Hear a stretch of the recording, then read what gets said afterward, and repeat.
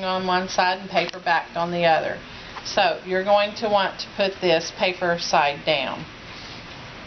Setting up your machine for a left needle rolled hem. Most of the time when you do a rolled hem, you take out the left needle, you leave the right needle in. This is a left needle rolled hem. So you're going to leave the left needle, take out the right. You're going to put your thread, instead of having it in the left needle position, it's going to be in the right needle position. So on your evolution or ovation, it's going to be in the overlock needle 2, which would be your right needle. I don't want to confuse anybody, but we're using the left needle, but we're setting it up for right needle position. So it will go in the right needle track, across, down and around, and then through the left needle. And instead of turning our length around to the rolled hem part of the length, we're going to leave it on the standard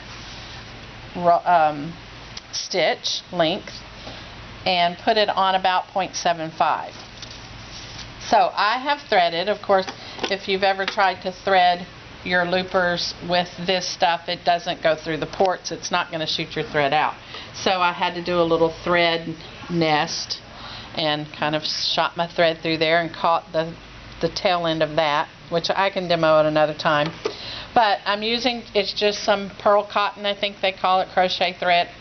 I don't know why I had it around my house. I don't crochet, but I happen to have it, and it's variegated, so it's really pretty.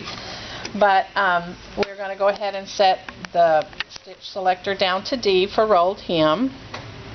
You'll have an upper looper thread, which is my pearl cotton. I am bypassing the port so that it goes through the looper here, and I just have white thread in my lower looper, and I put a blue thread because I was doing my blue project over here in the right needle position, but going through my left needle. Everybody got all that? Yeah. I hope you're going to print all that. Yeah. It's pretty, it's just kind of, you set it up for a rolled hem, just a few adjustments. So my Flornia wet and gone, not wet be gone, but wet and gone.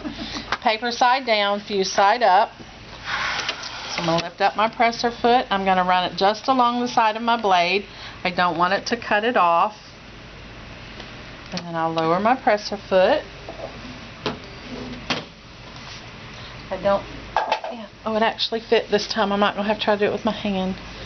Alright, so just going to stitch kind of slowly because I don't want it to go real fast.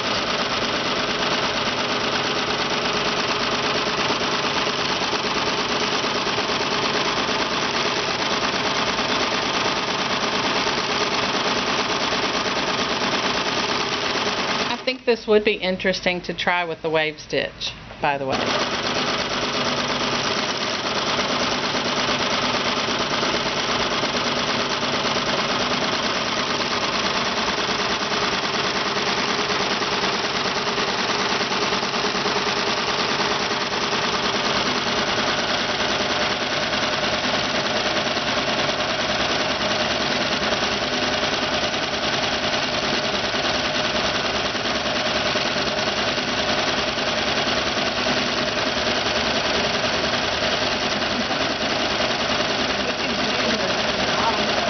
Almost through.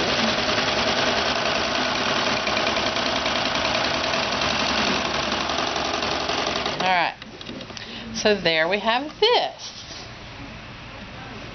And it's so pretty. Can y'all see it? Alright, now on the back, we're going to peel off the paper, and then it will expose the sticky side. This. So now it's sticky.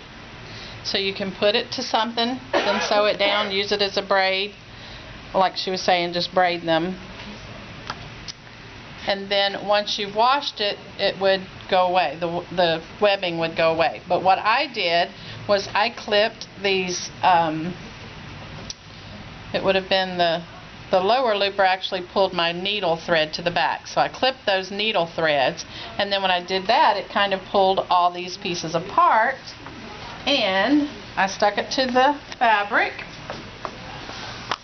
right here. And then I flipped it to the back, and when I took those thread needles out, it made a fringe. I don't know if you can see it. It's kind of Can hard. you see it? It's difficult here.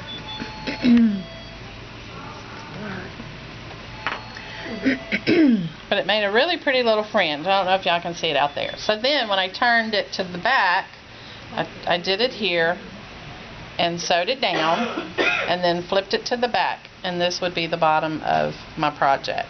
And they're little fringes. I'll pass it around. But it was really cute, and it's variegated. This made it so cute.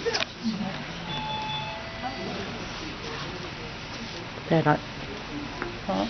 it on that. Yeah.